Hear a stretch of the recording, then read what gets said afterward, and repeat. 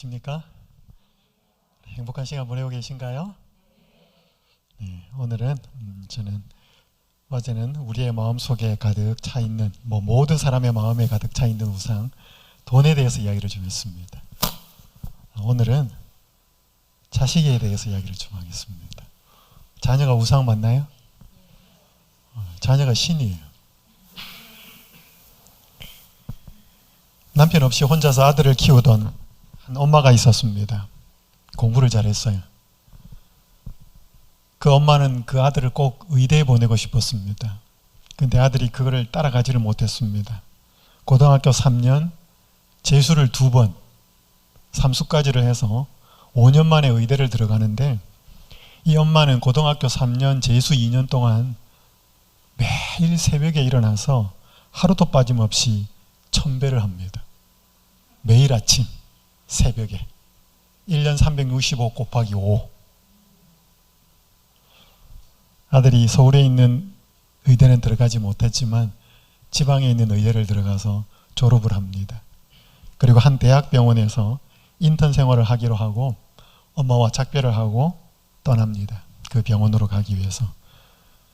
그런데 병원에서 며칠이 지난 뒤 연락이 옵니다. 아들이 오지 않았습니다. 2개월 동안 소식이 없었습니다. 엄마는 거의 미칩니다. 아무 소식, 연락이 없었기 때문에. 그리고 2개월이 지난 다음에 문자 한 통이 오는데 발신자가 표시되지 않은 문자 한 통이 옵니다. 아들이 보낸 문자였습니다. 당신의 아들로 산 것은 지옥이었습니다. 이제 당신을 떠나니 저를 더 이상 찾지 마십시오. 찾는다면 또 떠날 것이니 저를 제발 괴롭히지 말아 주십시오. 이게 그 의대를 졸업하고 대학병원 인턴으로 가야 했던 아들이 그렇게 가지 않고 보낸 엄마에게 보낸 마지막 문자 메시지였습니다. 여러분, 이 아들을 좋은 대학 혹은 의대에 보내어서 의사로 만들겠다고 하는 것이 아들의 꿈이었을까요? 엄마의 꿈이었을까요? 여러분, 자식 잘 되면 좋죠. 우리 모든 부모님의 마음에 자식이 잘 되는 거 좋아합니다. 근데 그것이 꼭 자식만이 잘 되기를 바라는 걸까요? 내 마음도 같이 그렇게 묻어가는 것입니다. 특별히 대한민국 사회에서. 한 신문 기사 내용 중에 이런 기사가 있었습니다. 아이가 어떤 대학에 들어가느냐에 따라 아이의 인생뿐만 아니라 부모의 인생 행로도 달라진다. 명문대 입학은 꼭 부모 인생의 성공이 되기도 한다. 이것이 부모가 내 집 마련도 노후 대책도 모두 뒷전으로 미루고 입시에 인생을 거는 이유다. 이런 총력전이 따로 없다. 사교육은 날로 번창해 이제는 통제할 엄두를 내지 못할 정도가 됐다. 대한민국 사회는 자녀가 성공하는 것이 곧 부모가 성공하는 것입니다. 자녀가 실패하면 부모도 실패하는 거죠. 그래서 우리 부모들이 이 자녀의 일에 대해서는 절대로 자유하지를 못합니다. 이게 막 하나님의 자리에 딱 앉아 있는 것입니다. 요즘 고3이 집에 한 명 있다. 그럼 숨도 못 쉽니다. 모든 스케줄이 그 아이에게 맞춰집니다. 정도는 좀 다르지만 외국도 그렇습니다. 여러분, 이 동상은 존 하버드라고 하는 동상입니다. 한번 좀 들어보셨죠? 하버드 대학. 이 하버드 대학교의 설립자는 아니고 죽기 전에 전 재산과 많은 책들을 기부한 청교도 목사였습니다. 그래서 그 사람의 이름을 따서 학교 이름이 하버드 대학으로 바뀝니다. 보스턴에 있습니다. 이 하버드 대학 이 정문에 들어가면 이 동상이 얼마 있지 않거나 나오는데 이 하버드 대학에는 전설 아닌 전설이 하나가 있습니다. 이 존 하버드의 이 동상의 왼쪽 발을 만지면 본인이나 본인의 자녀가 하버드 대학에 입학한다는 전설이 있습니다. 그래서 여러분, 이 사진을 보시면 뭐예요? 이 왼쪽 발이 뭐예요? 반질반질해서 이거 다 달았습니다. 그래서 정기적으로 페인트 칠을 다시 합니다. 오른쪽 발은 안 그래요. 왼쪽 발은 그래요.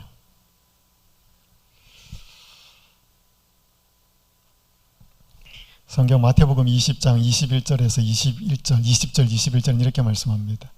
그때에 세베대의 아들의 어머니가 그 아들들을 데리고 예수께 와서 절하며 무엇을 구하니 예수께서 이르시되 무엇을 원하느냐 이르되 나의 이 두 아들을 주의 나라에서 하나는 주의 우편에 하나는 주의 좌편에 앉게 명하소서. 이 세베대는 예수님의 12제자였던 야고보, 요한의 아버지였습니다. 그 어머니가 열성이 대단했습니다. 이제 곧 하나님의 나라가 이루어진다라고 자꾸 소문이 돌고 저 비범한 예수를 따라다니는데, 우리 아들 둘이 따라다니는데, 비록 어부였다가 그렇게 선생님 만나서 따라다니는데 엄마의 마음에 야망이 꿈틀거리기 시작했습니다. 그래서 어느 날 작심을 하고 와서 예수님께 부탁합니다. 주의 새 나라가 이루어지면 하나는 주의 우편에 하나는 주의 좌편에 앉게 해주십시오. 하나는 좌의정 하나는 우의정 되게 해주십시오. 이 말입니다. 여기 시대소망 548페이지는 이렇게 기록합니다. 그들의 어머니도, 야고보와 요한의 아버지 어머니를 말하는 겁니다. 그들의 어머니도 그리스도의 추종자였으며 물질로 삭김없이 그리스도를 받들었다. 그러니까 신자가 아닌 게 아니었습니다. 예수님 따라다니는 제자였어요. 아들들에 대한 어머니의 사랑과 욕심은 새 나라에서 가장 영광스러운 지위에 자신의 아들들을 올려놓으려는 탐심을 품게 하였다. 제가 지난 시간에 살펴보죠. 골로새서 3장 5절에 탐심이 뭐다? 우상숭배다 그랬습니다. 그죠? 위의 것하고 땅의 것 구하는데, 땅의 것 5가지를 이야기하면서 마지막이 탐심인데, 탐심은 우상숭배다. 탐심이 무슨 뜻이라 그랬죠? 탐하는 마음. 그죠? 탐하는 마음. 물질에 대해서 탐하고 자식을 성공시키려고 하는 그 마음도 다 이게 뭐라는 거죠? 우상숭배라는 거예요. 그게 신이니까. 아들들에 대한 어머니의 사랑과 욕심은 새 나라에서 가장 영광스러운 지위에 자신의 아들들을 올려놓으려는 탐심을 품게 하였대. 예수님을 따라다녀도, 신자가 되어도 이런 마음 속에서는, 이런 마음에서 자유롭기는 쉽지 않습니다. 초등학교 한 1학년 2학생이 8살의 꿈이라고 하는 시를 썼습니다. 재밌습니다. 나는 사립초등학교를 졸업해서 국제중학교를 나와서 민사고를 나와서 하버드대를 들어갈 거다. 그래. 그래서 나는 내가 하고 싶은, 정말로 하고 싶은 미용사가 될 것이다. 여기 우리 미용사 자매 오셨습니다. 그죠? 미용사가 절대로 나쁜 건 아니에요. 그죠? 근데 하버드 대학 안 나와도 할 수 있거든요. 근데 이 8살짜리 꼬마아이가 이 시를 써가지고 국제중학교 나오고 민사고 나오고 하버드 대 나와서 미용사 하면 엄마는 어떨까요? 엄마는 막, 그죠? 왜 우리가 뭔가 자꾸 이렇게 부모로서 자녀의 성공을 자꾸 이렇게 욕심을 낼까? 그럼 물론 자녀의 행복을 위해서도 합니다. 근데 거기에 뭐가 있다고요? 내 성공도, 내 이름도, 와, 아들 잘 키웠다, 딸 대단해, 이 소리 들으면 뭐예요? 내 어깨들이 쓱 올라가거든. 결국 나거든요. 자녀를 통하여 부모가 나도 좀 이렇게 되는 것입니다. 여기 대한민국 부모라고 하는 책이 있습니다. 부모들이 불안한 것은 의사소통 기술을 잘 활용하지 못해서가 아니라 사실은 사회적 성공 말고는 자녀에게 물려줄 가치라는 것이 아예 없기 때문인지도 모른다.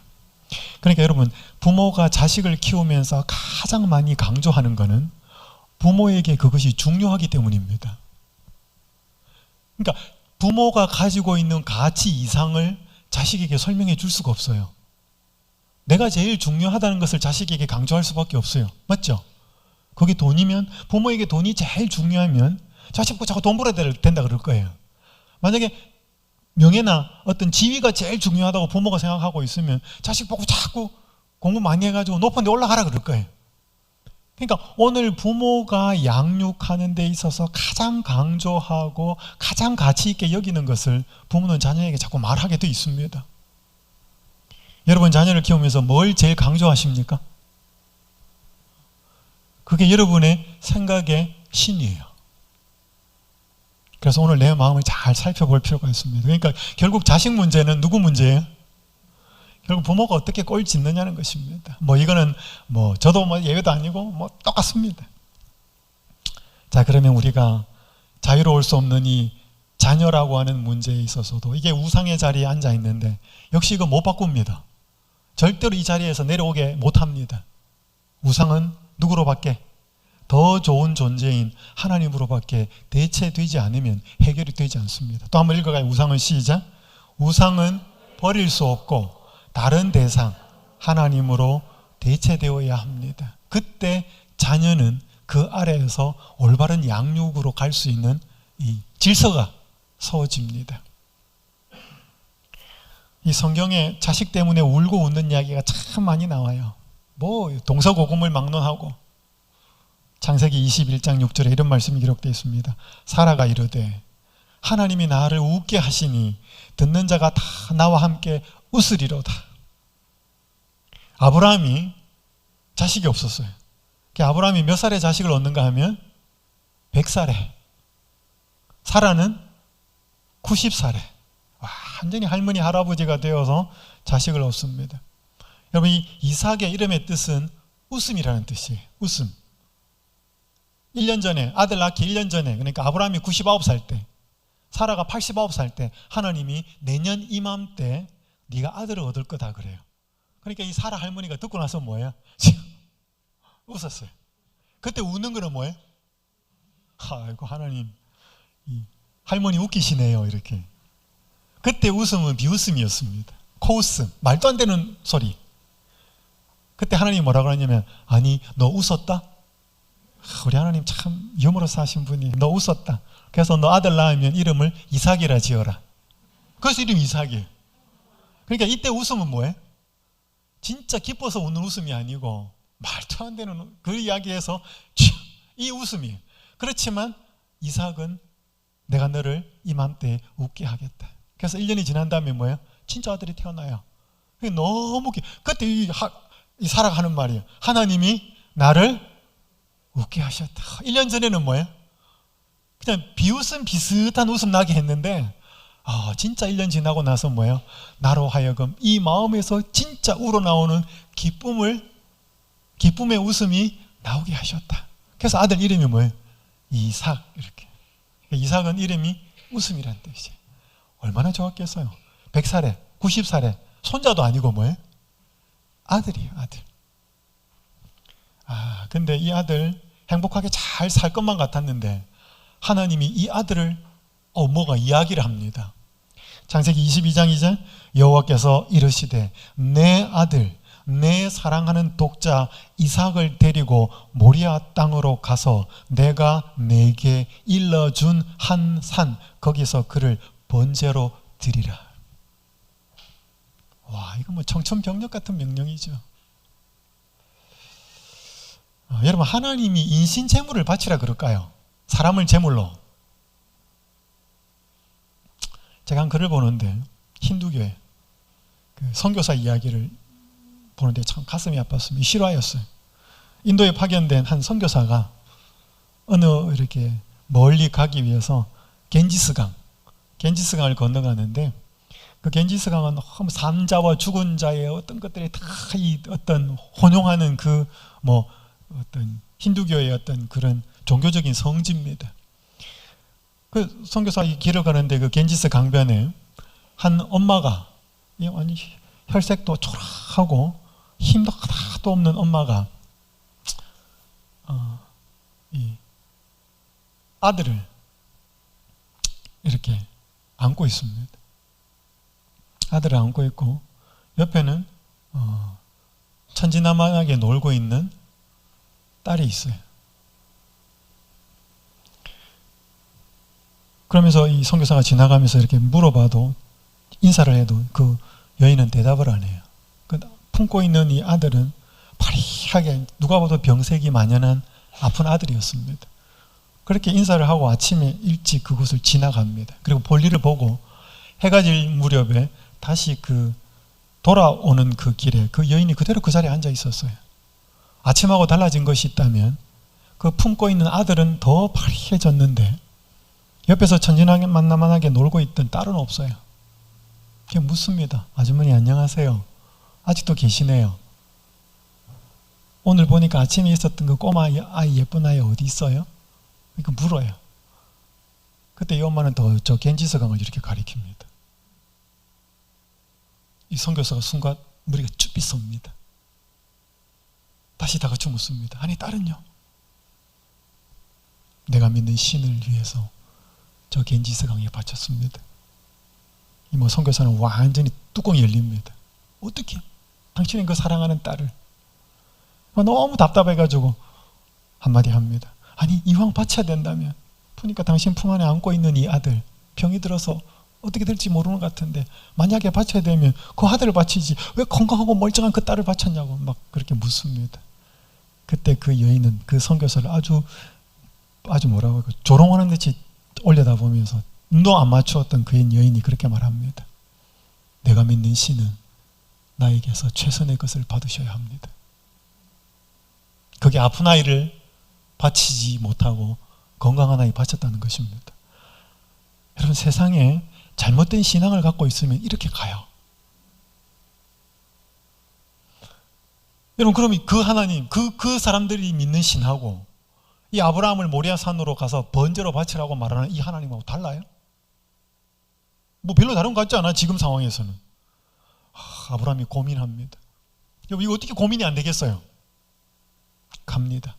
3일 길을 걸어서 거의 다 와서 이제 종 둘 데리고 아들 데리고 자기하고 4명이 가는데, 그 마지막 모습은 보여주기 싫어서 그 종은 산 밑에 있으라 그럽니다. 이 아브라함이 종들에게 이르되 너희는 나귀와 함께 여기서 기다리라.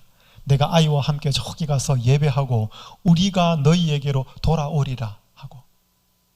여러분, 분명히 아브라함하고 이삭하고 같이 올라갔으면, 이삭을 제물로 바쳤으면 누가 내려와야 돼? 분명히 혼자 내려와야 돼. 근데 이 지금 뭐라고 써요? 뭐라고 말해? 우리가. 복수로 씁니다.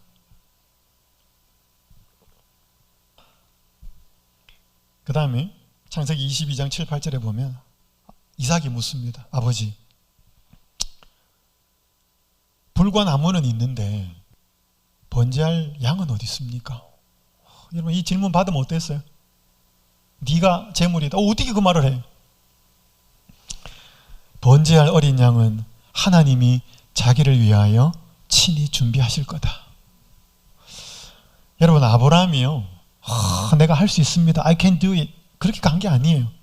뭔가 다 이해할 수는 없지만 뭐예요?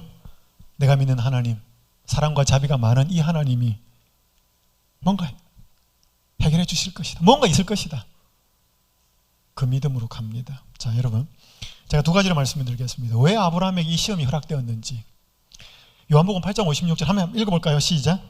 너희 조상 아브라함은 나의 때 볼 것을 즐거워하다가 보고 기뻐하였느니라.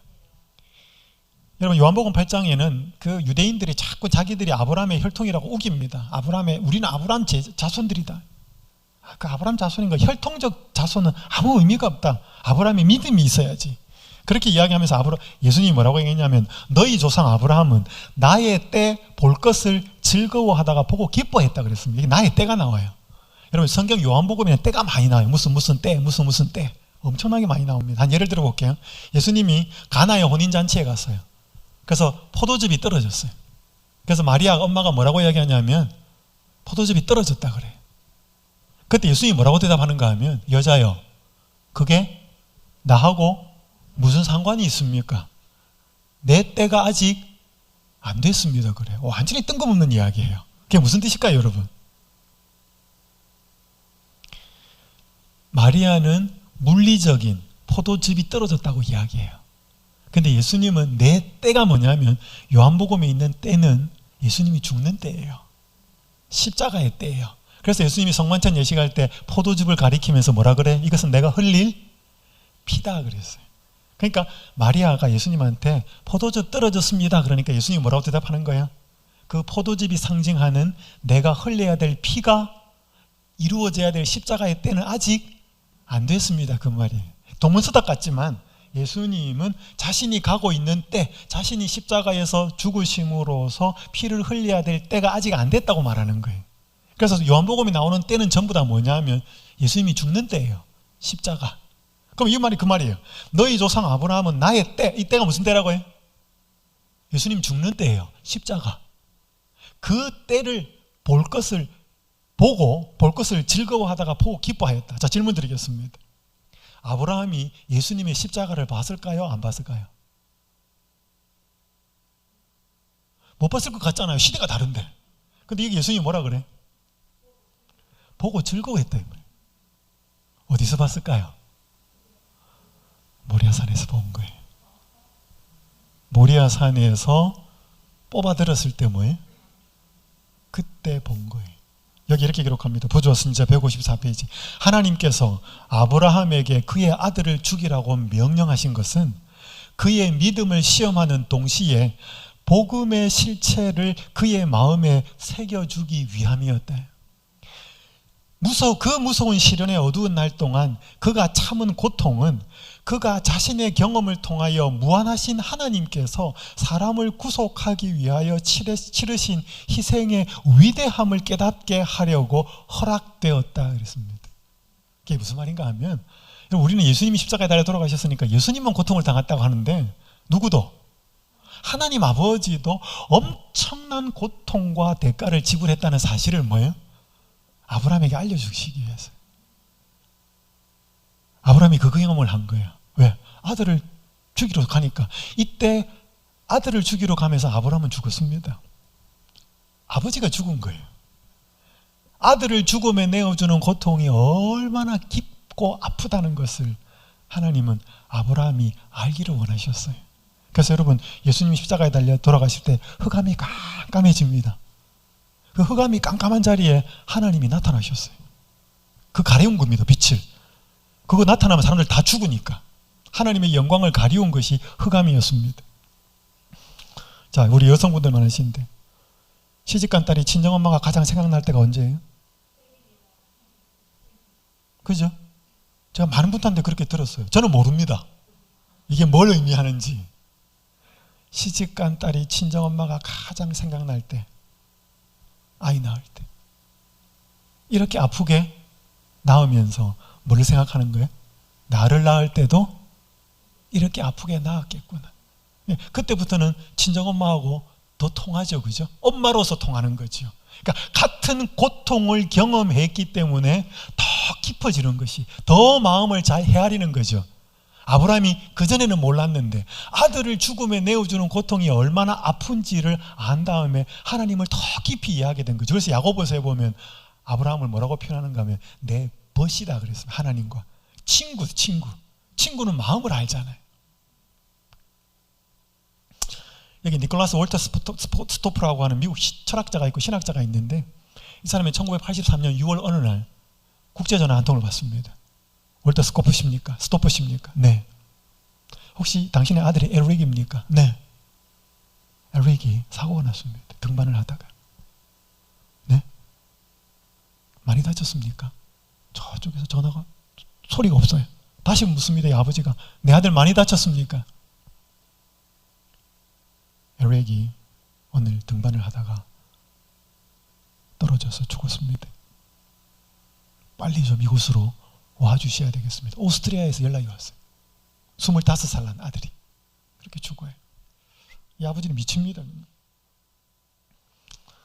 여러분, 여기 괴테가 이런 말을 했습니다. 눈물 젖은 빵을 먹어본 적이 없는 자, 슬픈 밤을 한 번이라도 침상에서 울며 지새운 적이 없는 자, 그는 당신을 알지 못합니다.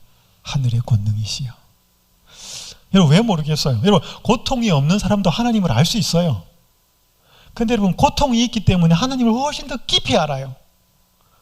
오늘 이 자리에 계신 분들 중에서 상황이 다 다르시겠지만 저는 어떤 집회 간 것보다 여러분 여기 계신 분들은 훨씬 더 열린 마음이에요. 왜 그래요? 여러분 자체가 지금 절실하잖아. 절박하고, 내가 지금 가난하고, 가난한 마음입니다. 심령이 가난하고, 내 아픔이 있고 고민이 있는데 지푸라기로도 잡고 싶은 이 마음 속에서 하나님을 향하여 마음이 그렇게 열릴 때 뭐예요? 그 고통 속에서 하나님이 깨달음을 온전히 주실 수 있거든. 여러분, 고통이 없어도 눈물 먹은 빵, 젖은 빵을 안 먹어봐도 하나님 알 수 있어요. 대단히 피상적이죠. 친정엄마가 시집간 딸이 친정엄마 알 수 있습니다. 그러나 똑같이 아픈 엄마가 되는 경험을 통하여서 엄마를 더 깊이 아는 것처럼 하나님께서 이 모리아산으로 괜히 쓸데없이 고통을 주려고 한 게 아니고 뭐예요? 물론 시험하는 면이 있습니다. 그렇지만 구속의 계획에 하나님과 예수님과 성령께서 어떤 일을 하시는지를 더 깊이 깨닫게 해주시기 위해서 이 시험을 허락한 거예요. 그래서 이 월터 스토프가 책을 씁니다. 1년 뒤에 Lament for a Son, 아들을 위한 애통, 통곡 뭐 이런 말인데 이 한국말로 번역이 되어 있어요. 나는 사랑하는 사람을 잃었습니다라는 책이. 이 책이 이렇게 이야기합니다. 하나님은 고통받는 자들의 하나님일 뿐 아니라 스스로 고통받는 하나님이시되 내 눈물의 프리즘 사이로 나는 고통받으시는 하나님의 모습을 보았다. 그러니까 자기가 아들을 잃고 자기가 너무 통곡하면서 살다가 문득 하나님을 보니까 뭐예요? 그 전에 하나님은 고통당하는 것을 위로하시는 하나님으로서는 이해했는데 아들을 잃고 고통하시는 하나님은 눈에 안 들어오더라는 거죠. 그런데 이제는 뭐예요? 자기가 아들을 잃고 고통을 당하면서 눈물을 흘리면서 하나님을 보니까 하나님도 그렇게 울고 계셨더라고 하는 사실이 깨달아진 거예요. 그래서 내 눈물의 프리즘 사이로 나는 고통받으시는 하나님의 모습을 보았대. 그래서 이 책은 그가 아들을 잃은 슬픔, 더 이상 아들을 만나볼 수도 없고 안을 수도 없고 대화할 수도 없는 그 슬픔 가운데 그의 아픔을 하나님 이 아버지의 희생과 사랑으로 이 마음이 치유받은, 그래서 승화시킨 책이에요.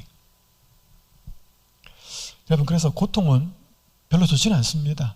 하지만 고통이 아니었을 때는 경험해보지 못하는 하나님을 찾을 수 있는 귀한 통로가 됩니다. 자, 두 번째, 그럼 아브라함에게 이 시험이 왜 허락되었는가? 두 번째, 창세기 22장 12절에 보면 사자가 이르시되, 이제 양 한 마리 이렇게 수풀에 걸린 걸 보여주면서 이제 그 양을 가지고 대신 잡아서 제사를 드리죠. 사자가 이르시되 그 아이에게 내 손을 대지 말라. 그에게 아무 일도 하지 말라. 내가 내 아들 내 독자라도 내게 아끼지 아니하였으니 내가 이제야 내가 하나님을 경외하는 줄을 아노라 그랬습니다. 여러분, 한 가지 질문 드릴게요. 하나님이 몰랐다가 내 인제 알겠다. 네가 나를 경외하는 줄을. 그런 적 있을까요? 그럼 하나님이 전지전능하지 않지.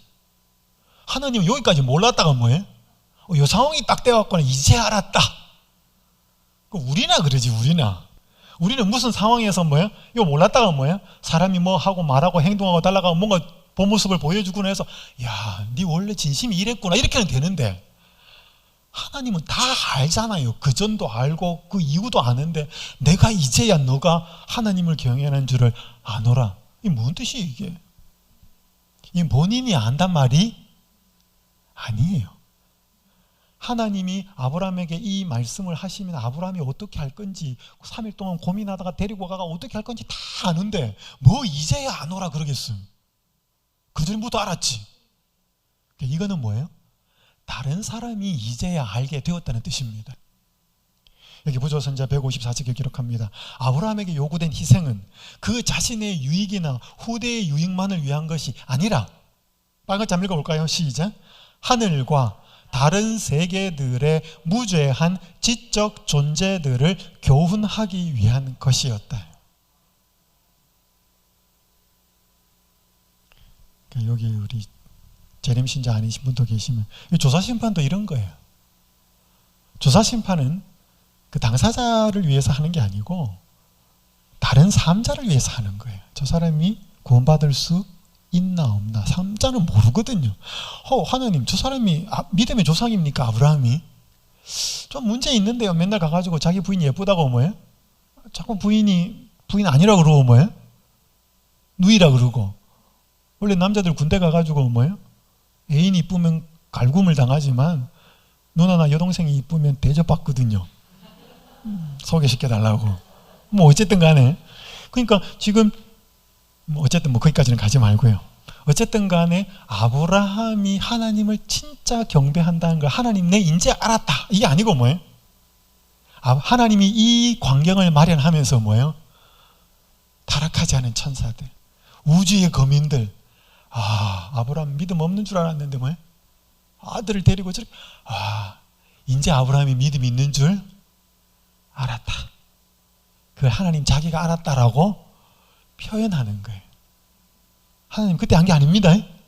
그래서 온 우주의 거민들 앞에 보여주기 위한 거예요. 사탄이 이거 더 이상 시비 못 걸게. 자, 어쨌든 아브라함이 여기 히브리서 11장 18절에 19절에 보면 그에게 이미 말씀하시기를 내 자손이라 칭할 자는 이삭으로 말미암으리라 하셨으니, 여러분 하나님 아브라함 아들 없어가 울적하면 하나님 야 가자, 밤에 나와라 아브라함, 저 하늘 보이지? 별 하나 나 하나 별 둘 나 둘 이렇게 세워보면서 뭐예요? 네 자손이 저렇게 많을 거다. 또 바닷가 지중해 데리고 가가지고 뭐예요? 모래 너 모래 알 많지? 네 자손이 이렇게 될 거다. 계속 그렇게 이야기하잖아요. 근데 아들 팍 죽어버리면 어떻게 돼요? 안 되잖아요. 그러니까 아브라함이 뭐에 대한 생각을 하게 되었는가 하면 하나님이 아브라함입니다. 하나님이 능히 이삭을 죽은 자 가운데서 다시 살리실 줄로 생각한지라 비유컨대 그를 죽은 자 가운데서 도로 받은 것이니라. 여러분 아브라함이 데리고 가가지고요 칼 이렇게 뽑는 거 아니에요. 양 잡을 때 이렇게 확 이렇게 하지 않아요. 그냥 양 잡을 때 이렇게 목 이렇게 해가지고 하니까 어떻게 아들 이렇게 해요. 그림 성화 그리는 거 이게 대부분 별로예요. 이렇게 하는 거 아닙니다.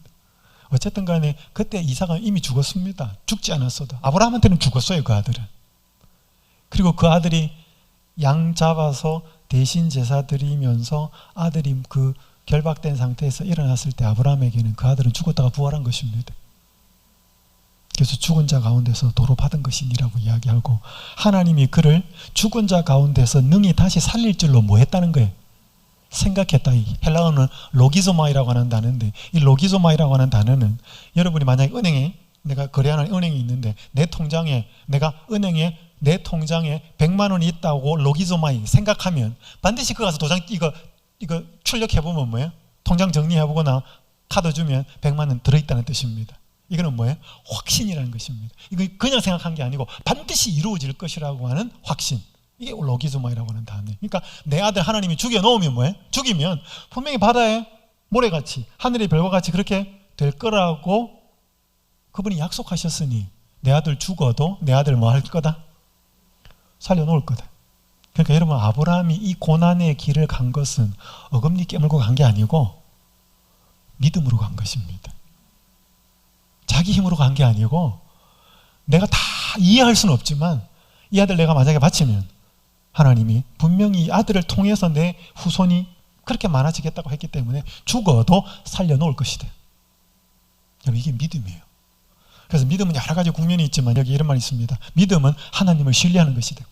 하나님께서 우리를 사랑하심으로 우리의 유익을 위하여 제일 좋은 것이 무엇인지를 아신다고 믿는 것이다.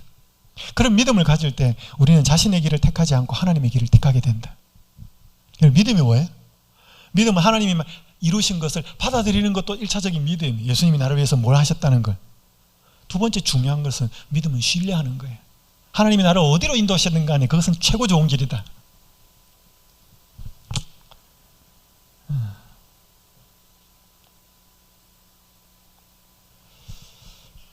저는요 지금 공대를 졸업했습니다. 저는 전공이 기계설계공학이에요. 어제 제가 잠깐 좀 이야기한 것처럼 제가 공대를 간 건 딱 이유가 하나입니다.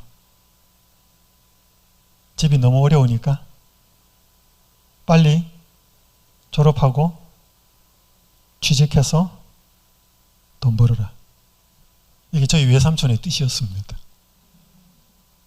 누이가 너무 고생한 걸 봐가지고. 그래서 제가 이 대학을 갔습니다. 대학을 갔더니 제가 기대한 건 너무 달라요. 100명이 다 남자들인데 맨날 와서 하는 말은 어제 2차 가다가 3차 가다가 이렇게 하다가 필름이 끊겼는데 내가 어디서 잤는지를 모르겠다. 뭐 이런 거. 그리고 맨날 놀다가 와가지고 시험 칠 때 되면 뭐예요? 야, 뭐 페이퍼 없어? 뭐 그렇게 하면서 이제 시험 치고.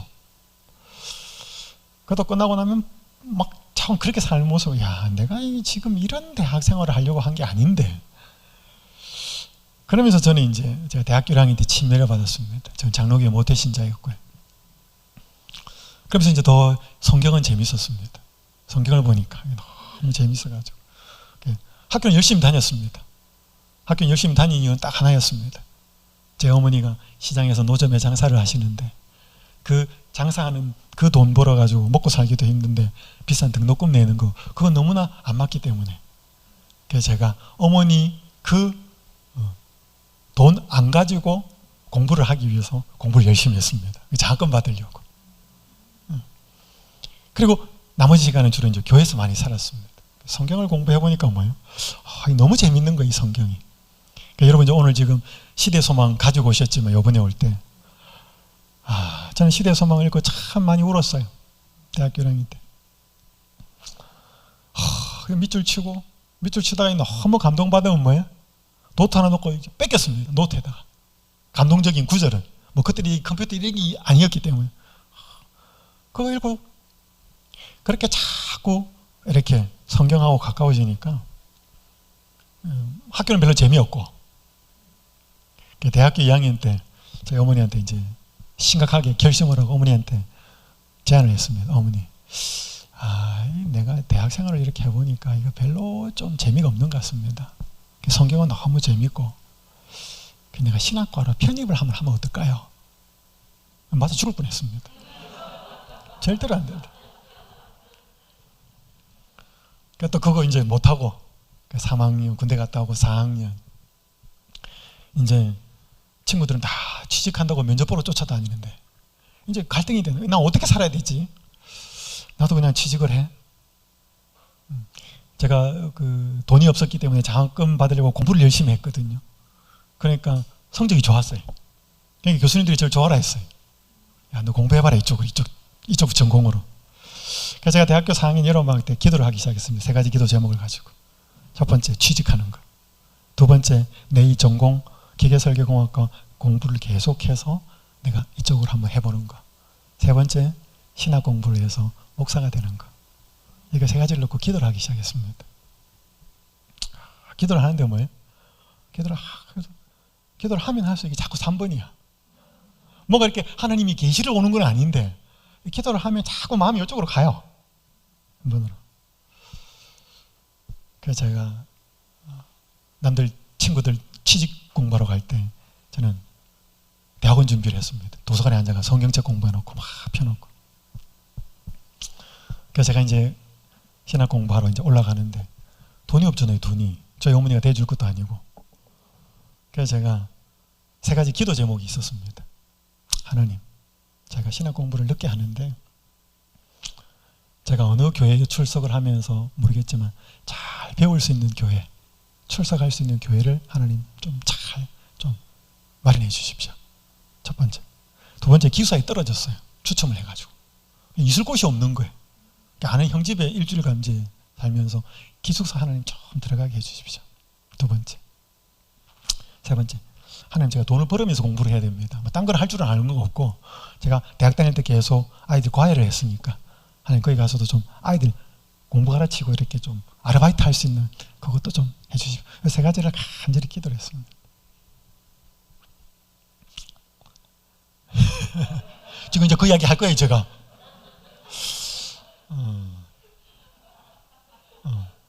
제가 정말 제 인생이 저는 정말로요.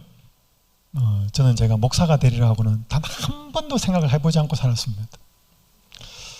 지금 이거 할 거 아직 많은데 이거 믿음 이야기 하다가 지금 여기까지 갔는데 원래 이거 제가 내용이 제 설교 파워포인트에 없는 내용이에요.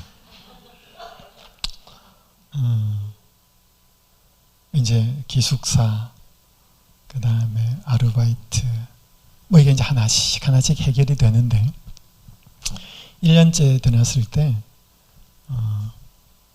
문서 전도를 제가 이제 이렇게 그 신학생들 이수 과정이 있어요. 목회를 나가려면 해야 되는 과정에 그걸 하느라고 아르바이트를 못했어요. 이제 등록금이 없는 거예요. 1년이 지났을 때. 집에 손은 벌리기는 그렇고. 그래서 제가 기도하는 곳이 있었습니다. 거기 가서 매일 새벽에 이렇게 기도를 하고 오는데 어느 일요일이었습니다. 2월 초인가 그렇게 됐는데 기도를 하고 딱 오는데 전화가 한 통이 왔어요. 저 한 목사님한테.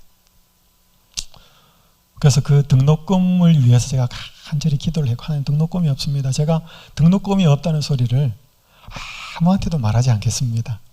하나님한테만 말할 테니까 하나님 이거 해결해 주십시오. 제 마음속에 기도를 하고 나면 마음에 평안이 생겼어요. 확신이 생겼습니다. 그 기도를 하고 5일이 지났을 때, 기도를 한 1월 날 새벽에 기도를 하고 기숙사에 와서 밥을 먹고 방에 들어왔는데 전화가 한 통이 왔어요. 그때는 휴대폰도 없었고 기숙사 인재로 이렇게 바깥으로 전화를 해서 받으러 갔는데, 포항에 계신 한 목사님이 전화를 하셨어요. 전화를 받으니까 뭐라고 말씀하시는가 하면, 통장 번호를 한번 불러봐라.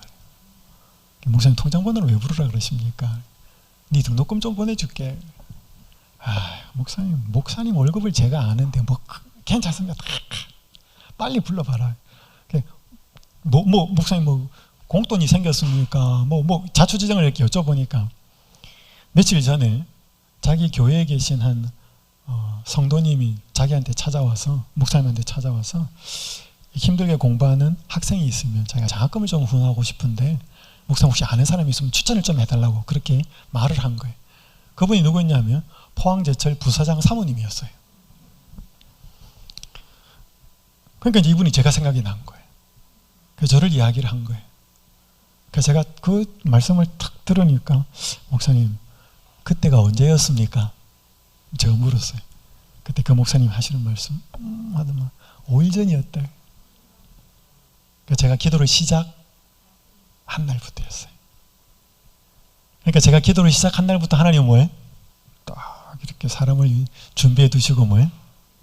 그래서 저는 그분이 한 번만 보내줄 줄 알았어요. 근데 제가 대학원 졸업할 때까지 그분은 등록금을 보내주셨습니다. 제가 이런 이야기 엄청 많아요. 엄청 많은데 뭐 다 말씀을 드릴 수는 없죠. 그렇다고 해서 뭐 제가 기도를 드릴 때마다 다 응답받았다, 그건 아니에요. 그때 정말 하나님 보시기에 필요했기 때문에 뭐예요? 응답해 주신 거예요. 그래서 여기 여러분, 제가 꼭 드리고 싶은 말씀은, 믿음은 하나님을 뭐 하는 거다? 신뢰하는 건데, 하나님께서 우리를 사랑하심으로 우리의 유익을 위하여 제일 좋은 길이, 제일 좋은 것이 무엇인지를 아신다고 믿는 거다. 내가 보면 잘 몰라요, 그게 제일 좋은 길인지 아닌지는. 제가 좀 건너뛰겠습니다. 시간이 다 됐기 때문에.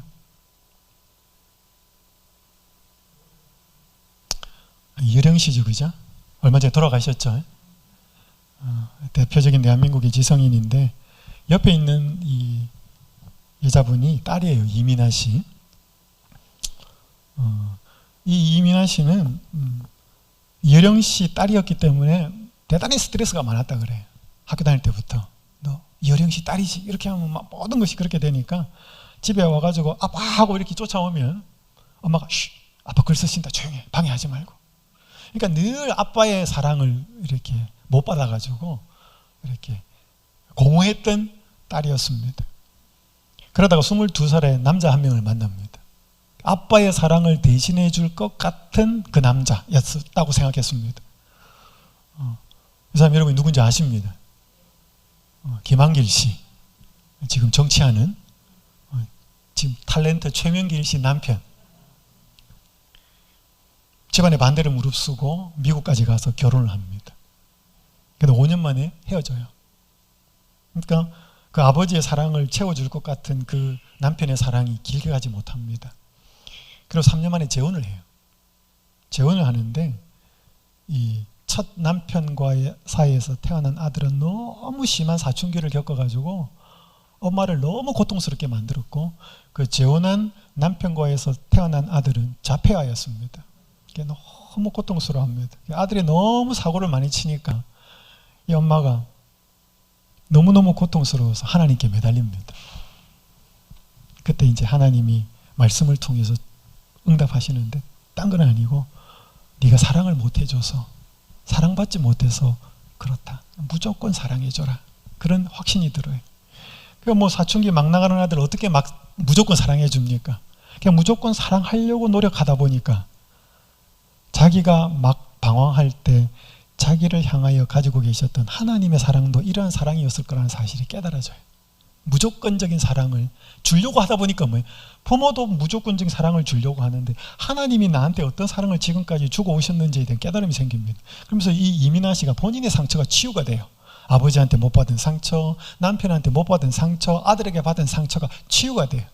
그러면서 정말 예수님의 마음으로 아들을 대합니다. 어느 어머니 날 아침에 자고 일어나서 거실에 나가보니까 꽃바구니 하나가 딱 놓여있고 편지가 하나가 꼽혀 있습니다.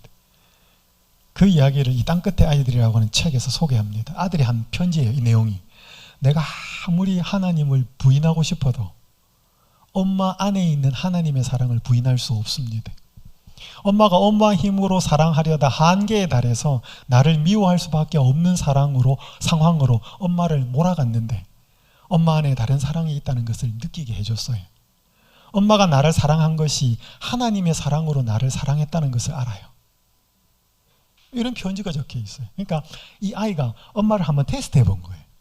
엄마를 한번 열받게 만들어 본 거예요. 계속 엄마를 몰아가는데 그 엄마가 진짜 다르게 나오더라는 것입니다. 그러니까 이거는 엄마의 사랑이 아닌 다른 사랑이더라는 것입니다. 그러니까 이 아이가 그때부터 완전히 달라집니다. 근데 이 아이가 나중에 죽어요. 참 이 여인의 삶은 파란만장합니다. 나중에 이 여인도 이제 암에 걸려서 죽기 전에 아버지한테 대한 소원을 말하죠. 아버지가 예수님을 알았으면 좋겠다. 그래서 그 이혜령 씨가 자기가 쓴 책에 보면 그렇게 적혀 있습니다. 내가 딸에게 훌륭한 아빠였으면 나는 그리스도인이 되지 않았을 것이다. 늘 딸에게 미안한 마음이 있었는데 병에 걸린 딸이 죽어가면서 마지막 소원이 뭐예요? 아빠가 예수 믿는 거예요. 그러니까 그거라도 들어주어야 되겠다는 마음으로 성경을 공부하고 그리고 신자가 돼요. 물론 제대로 됩니다. 그러니까 이 엄마가 자기가 받은 상처 때문에 아들과 그렇게 막 갈등하다가 결국 뭐예요? 자기 마음이 치유가 되고 더 이상 자식이 중심이 아니고 하나님이 중심이 되었을 때 그녀는 자녀를 또 올바로 대하게 되고 문제가 해결이 됩니다. 그래서 오늘 계속 말씀을 계속 드리고 있지만 오늘 우리의 마음속에 자녀도 너무 소중한 보물이기 때문에 그 대상이 우리의 마음속에 신이 되어 있습니다. 하나님처럼 우상처럼. 제가 한 이야기만 들고 이제 마무리할게요. 제가 미국에서 유학 중에 동부 여성 그쪽에 동쪽에 있는 여성들 그 여성 선교회 집회에 제가 집회를 하러 갔습니다. 그때 안식일에 한 여집사님이 엄마가 나와서 간증을 하는데 너무 가슴이 아프면서 마지막에는 너무 감사했습니다. 이 아들이 대단히 똑똑한 아들이었어요. 공부도 잘했고. 그래서 대학을 어디로 가냐면 그 테네시주에 있는 밴드빌트라고 하는 대학에 갑니다. 이 밴드빌트 대학은 별명이 하나가 있는데 남부에 하버드라는 별명이 붙어 있습니다. 그러니까 북쪽에는 아이비리그가 있는 반면에 그 밴드빌트는 남부의 하버드라고 하는 최고의 대학이에요. 그 아들이 거기 들어가요. 똑똑하고 막 한데 자오간 엄마하고 고등학교 다닐 때부터 막 갈등이 너무너무 심한 거예요.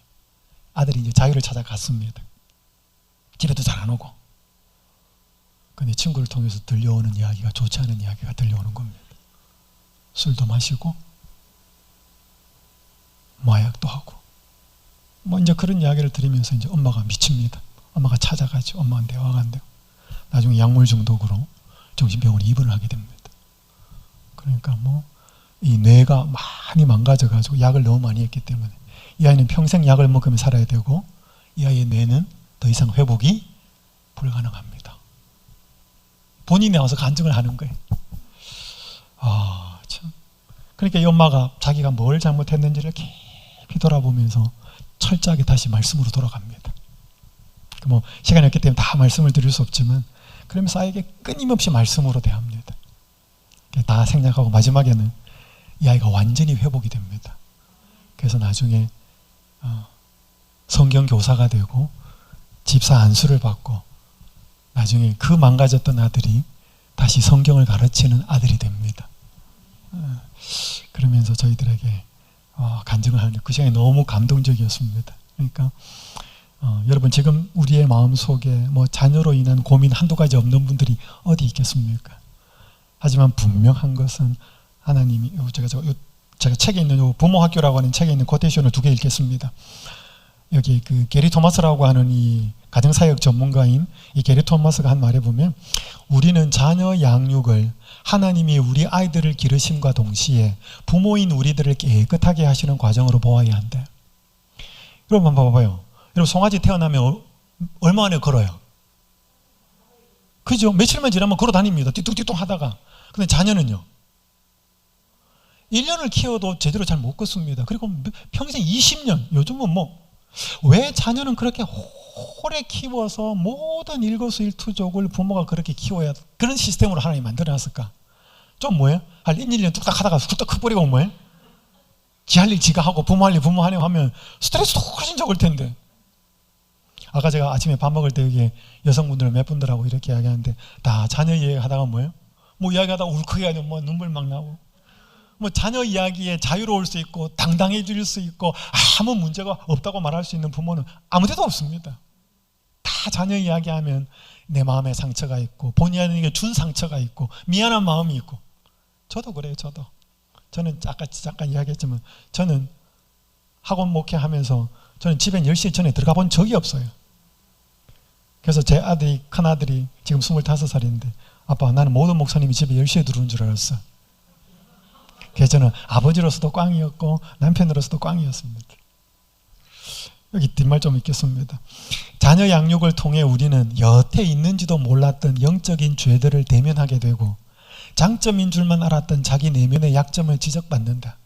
대형차가 쑥쑥 지나다닐 만큼 커다란 구멍이 자녀 양육 과정에서 드러난다. 여러분 어떤 때 엄마는 자녀를 키우다가 완전히 모든 것을 희생할 수 있는 순교자가 돼요. 엄마가 그런 마음, 아빠가 그런 마음이 있어요. 어떤 때는 내 속에서 막 악이 받쳐가지고 이깃이 막 솟아나가지고 와 내가 정말 이런 엄마였나 이런 아빠였나라고 하는 본심을 보게 됩니다. 이거 극과 극을 보게 되는 거죠. 아이를 키우면서 희생하는 마음도 보게 되고 정말 이기적인 내 모습을 보게 됩니다. 그러니까 자녀를 키우면서 장점과 약점이 다 드러납니다. 부모에게서. 그렇죠? 저도 그랬어요. 그건 뭔가 하면 하나님이 우리를 그렇게 약점을 보게 하고 우리의 허물을 보게 하면서 자녀를 키우면서 하나님은 우리를 키우는 거예요. 다시 우리를 성장시키고 성숙하게 만드는 거예요. 하나님이 그래서 롱 프로세스, 자녀를 키우는 오랜 기간으로 그렇게 만들어 놨다 이 말. 금방 끝나는 게 아니고 늘 자녀를 향하여 가지고 있는 마음을 보면서 또 게리 토마스는 또 이렇게 말합니다. 아무리 씨름하고 지칠지라도 우리는 하나님이 나를 용서하셨고 내게 인내하시며 내가 자식들에게 하는 것보다 더 많이 내 약점을 참아준다는 사실을 망각한 채 자기 의의 자리에 이르러서는 절대 안 된다. 우리가 자식을 인내해야 하는 것보다 그분은 몇 배나 더 오래 우리를 인내하신대. 우리는 자녀 양육의 가장 피곤한 면들을 오히려 우리를 참아주시는 하나님께 감사하는 계기로 삼을 필요가 있다. 때때로 부모가 오래 참아요. 못 참아가 열받아가지고 확 할 때도 있어요. 근데 뭐예요? 하나님 우리한테 안 그러거든. 하나님은 정말 우리를 향해 오래 참으시는데 뭐예요? 이 내가 참지 못하는 모습을 보면서 하나님이 나를 오래 참으신다는 것을 배우라는 거죠. 보라는 거죠. 그래서 자녀를 키우면서 자꾸 자녀인 내가 하나님 아버지와의 관계로 자꾸 나를 돌아보게 하는 과정이 자녀 양육의 과정이에요. 이게 그렇게 힘들지 않았으면 뭐예요? 그렇게 하나님을 보지 않는다는 거죠. 그래서 제가 이제 마무리 슬라이드를 말씀드리겠습니다. 우리의 사랑이야말로 우리가 실제로 무엇을 믿고 있는지 보여준다. 계속 이거 있습니다. 제가 그죠? 설령 말로는 다른 것을 믿는다고 해도 모든 것이 드러난다. 따라서 사람들이 진정으로 변화된다는 것은 단지 그들의 생각이 변하는 게 아니라 그들이 가장 사랑하는 것이 변하는 것이다. 우리 자녀를 얼마나 사랑합니까? 정말 자녀를 사랑해요. 모든 것을 다 내어줘도 아깝지 않을 정도로 자녀를 사랑합니다. 그렇기 때문에 보물이에요. 그렇기 때문에 많은 경우 그 자녀가 하나님의 자리에 앉아 있습니다. 오늘 이 자녀를 우리가 하나님 앞에 내려놓을 필요가 있습니다. 하나님, 분명히 이 자녀가 이렇게 소중한 대상이기 때문에 저의 삶에 하나님이 신이 되어 왔습니다. 때때로 그 자녀를 대할 때 본성의 모습으로 상처를 주기도 했고 상처를 받기도 했습니다. 이제는 소중한 대상이지만 하나님의 자리가 아니라 하나님이 그 자리에 계실 때 그 자녀를 대하는 모습이 달라질 수 있다는 것입니다. 오늘 다시 한번. 그래서 여러분, 아브라함이 120살 이후의 삶은 이 모리아 산으로 그 갔다 오고 난 이후의 삶은 뭐 성경에 구체적으로 나와 있지 않지만, 만약에 아브라함에게 그런 시험이 없었더라면 자신도 모르게 그 이삭이 자기의 마음에 신이 되어 있었는 것을 또 몰랐을는지도 모릅니다. 딱 시험이 닥치니까 뭐예요? 이 존재가 나에게 신으로 자리를 잡고 있었구나라고 하는 사실을 깨닫게 되는 거죠. 오늘 우리가 하나님은 절대로 그렇게 해서 우리를 자녀를 버리게 하지는 않습니다. 우리가 하나님을 하나님으로서 마음의 중심으로 참 보배로서 둘 때 자녀가 그렇게 제자리에 두게 됩니다. 그래서 혹시 여러분의 자녀가 너무 잘 되었을 때, 그것으로 인해서 너무 이런 우쭐도 하지 마시고, 너무 못 되었을 때 여러분이 그것이 모든 여러분의 책임이다라고 죄책감을 다 뒤집어 쓰고 고통도 하지는 마셔요. 어느 정도 책임은 있습니다, 부모로서. 하지만 자식에게 선택권이 있어요. 여러분 성경에 보면 히스기야, 아담, 아하스, 그러니까 그렇게 선한 왕 밑에, 히스기야 밑에 므낫세가 나와요. 므낫세 밑에는 또 뭐예요? 또 선한 왕이 나와요. 악한 왕 밑에. 그러니까 그 부모가 보여준 영향력은 분명히 중요하지만 그 보여준 대로 다 하지 않아요. 다 되지 않아요. 그러니까 한 아이가 완전히, 아버지가 술고래였습니다. 두 아들이 완전히 달랐어요. 기자가 인터뷰를 합니다. 큰아들 보고, 큰아들은 술고래예요. 묻습니다. 당신 왜 이렇게 삽니까? 그 아들의 대답, 내가 이럴 수밖에 없지 않습니까? 두 번째 아들하고 인터뷰합니다. 두 번째 아들의 대답, 내가 이럴 수밖에 없지 않습니까? 두 번째 아들은 술을 입에도 안 대었습니다. 그러니까 똑같은 아버지를 보고 자라도 뭐예요? 본인의 선택에 따라서 다르게 될 수도 있습니다. 그러니까 모든 것이 부모의 책임은 아닐 수 있습니다. 너무 죄책감은, 지금이라도 이제는 그 자녀를 위해서 기도할 필요가 있습니다.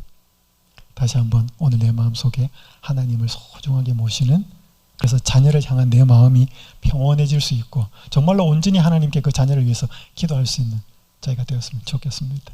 기도하겠습니다. 하늘에 계신 하나님 아버지, 이번 기간 우리의 마음속에 소중하게 자리를 잡고 있는 우상에 대해 살펴보고 있습니다. 너무나 많은 경우에 눈에 넣어도 아프지 않을 자녀들이 우상이 되어 있고 신이 되어 있습니다. 그로 인해서 많은 관계들이 망가지기도 했습니다. 아버지 하나님, 이제는 내 자녀들을 위해서 기도합니다. 그들에게도 선택권이 있고 마음이 있사오니 하나님이 그들의 마음속에 좌정할 수 있도록 인도하여 주시옵소서. 그래야 저희도 그들을 신의 자리가 아니라 하나님을 온전히 우리의 마음의 주인과 중심이 되는 자리에 두어서 망가진 자녀들과의 관계가 있다면 회복될 수 있도록 축복하여 주시옵소서. 우리 주님 예수님의 이름으로 간절히 기도드립니다.